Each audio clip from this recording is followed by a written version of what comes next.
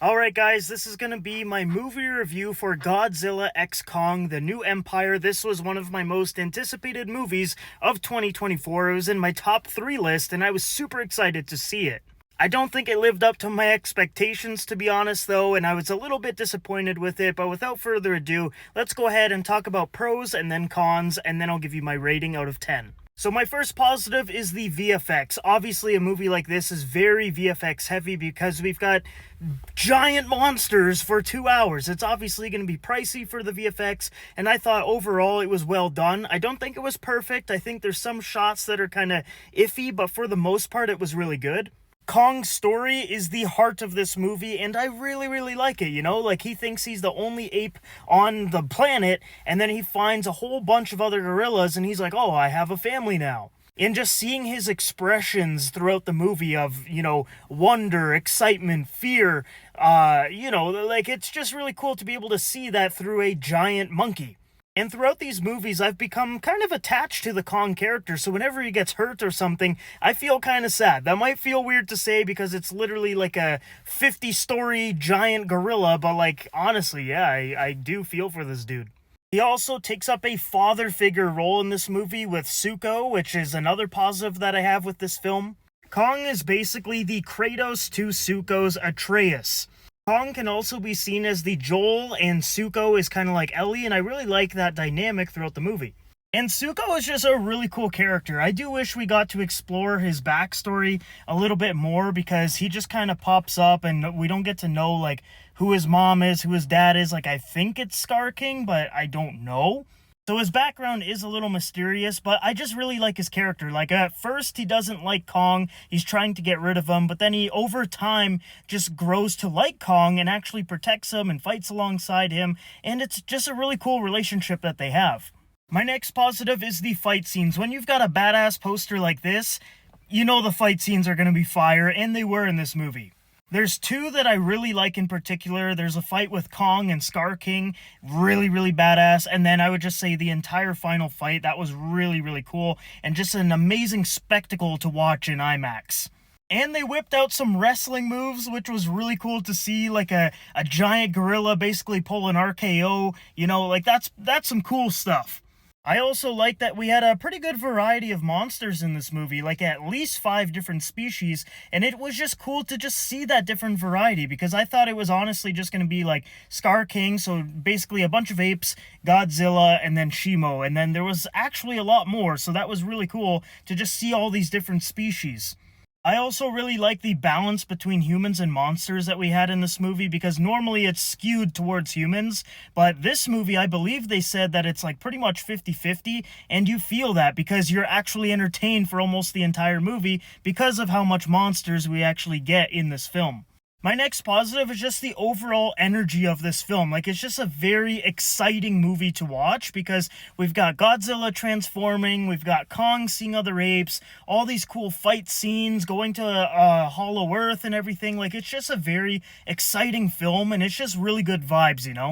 Alright, now on to the negatives. My first one is that we don't get a lot of Godzilla. It truly feels like a Kong movie, and then we're just kind of trying to rope Godzilla in here and there. He gets a few seconds here, cut away, a few more seconds. We're basically just following Godzilla up until the end point of the movie where he actually gets a lot of screen time, which I know is going to upset a lot of people, especially if you're a really big Godzilla fan.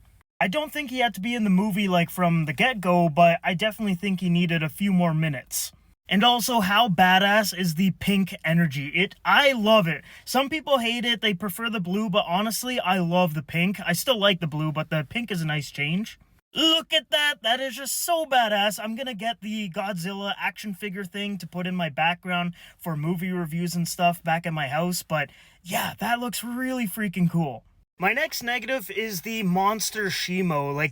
I don't know, they didn't really explain how Scar King is controlling him. They didn't really explain the backstory all that well. They did the quick exposition dump, but it would have been cool to see this thing cause an ice age and all that. That would have been pretty cool. And then just the overall design for me, I'm just not feeling it. He just kind of looks like a dog or a stegosaurus or something. My bad, I think he looks like an ankylosaurus. Look at that, the club tail and everything, the spiky back, the 4-legged posture and all that. And like, look at Shimo, that literally looks like an ankylosaurus. He even has the tail and all that. Like, I don't know, I just wasn't feeling that design. He just didn't look scary or like some prehistoric titan or anything. He just looked like a dog that Scar King was controlling. And he didn't do the beam thing. Everybody was expecting him to do like the ice breath beam and then Godzilla do his atomic breath and then they were like gonna meet each other in the middle. That would have looked so cool in IMAX, but for whatever reason they didn't do it. I don't know how you don't do that. I feel like that's a very easy creative decision to make, but they didn't do it.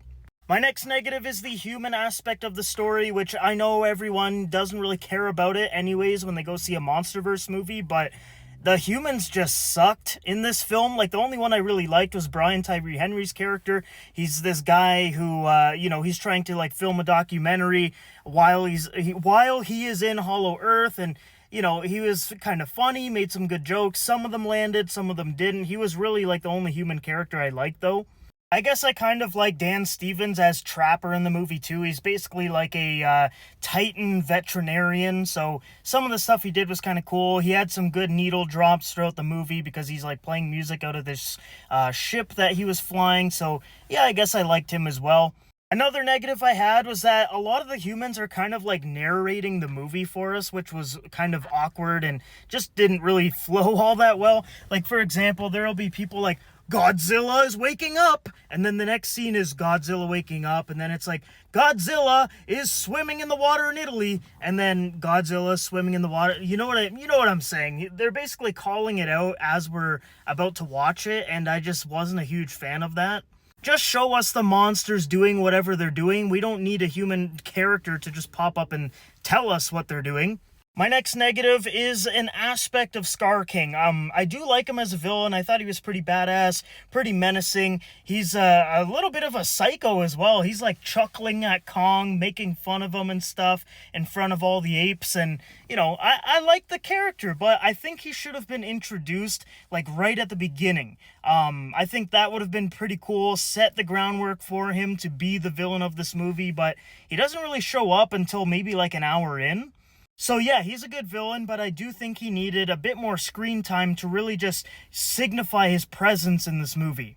My next negative is some of the pacing. Some of it is just really choppy and really slow, especially the first like half hour. That was brutal to get through.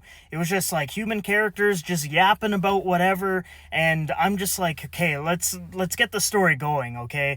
And then when Kong finally goes back to Hollow Earth, I'm like, okay, finally. The movie basically starts then, because the first half hour was really boring, besides like the first 5 minutes. There's a little bit of an action sequence there, but everything after that was just real boring until we go back to Hollow Earth.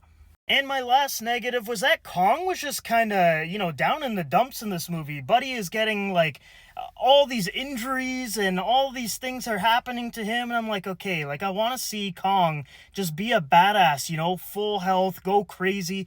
But no, he's got a toothache and then he gets injured. And then, I want to see him in his prime. Like, I don't want to see him injured every 40 minutes. Like, what I mean is, like, look at Godzilla. He's never got a problem. He is just alpha beast mode all the time. But when it's Kong, he's like, oh, he's got a bruised kneecap. Oh, he's got tendonitis. He's got a toothache. He ate something bad, now he's got a tummy ache. Like, it's just nonstop, just, powering him down for whatever reason, and I really hope that the next movie, they do not do that. I want to see King Kong just go crazy, and him be the alpha. But yeah, guys, overall, I had a really good time watching this. It was just, it didn't live up to my expectations. I wanted this to be like a 7 out of 10 movie, bare minimum.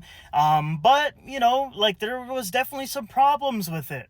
I think some people are going to really like this thing, some people are going to really hate them, and then there's going to be some people like me that are kind of in the middle, because I'm going to give this movie a 6 out of 10. I think it's just slightly above average. If you want to go to the movies and just see giant monsters fighting in IMAX, by all means, you're probably going to have a good time. That's what made me have a good time with this movie. But I do wish there was some more fight scenes and some more memorable fight scenes as well, I would say. Like, there is a lot of action in this movie, but it's not like, wow, like, oh my god, amazing fight scenes. It's just kind of like bare bones fighting. Let me know your thoughts down below about Godzilla x Kong: The New Empire.